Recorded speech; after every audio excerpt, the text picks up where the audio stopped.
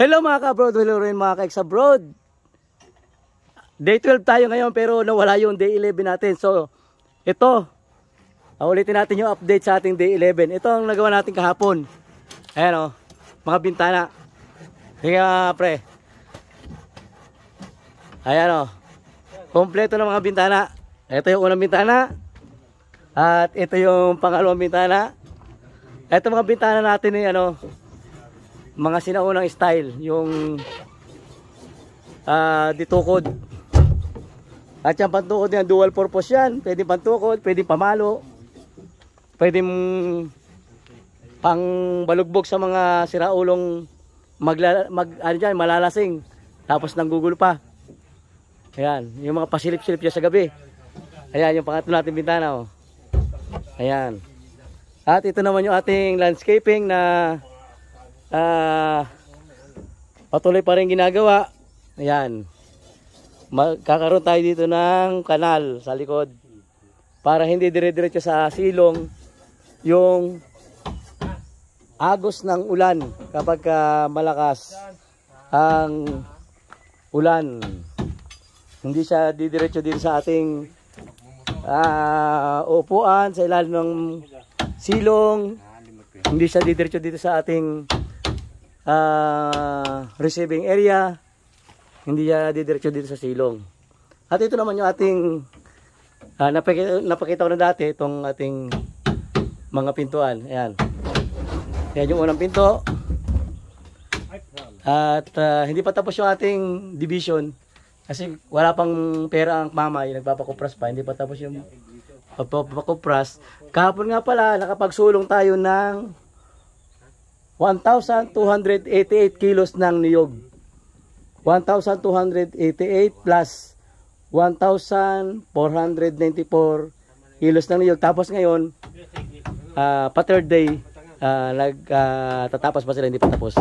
So, ito yung pangalawang ano natin, pinto. Pinto mo, yan, sa taas. Yan. Okay, yung ating pangalawang pinto.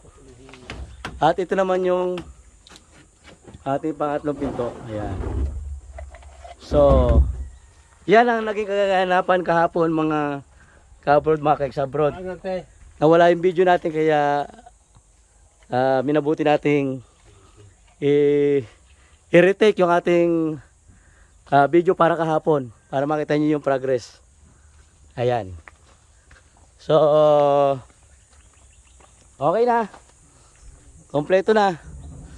At ngayong araw naman ito, ang gagawin niya ay banggirahan at saka yung abuhan.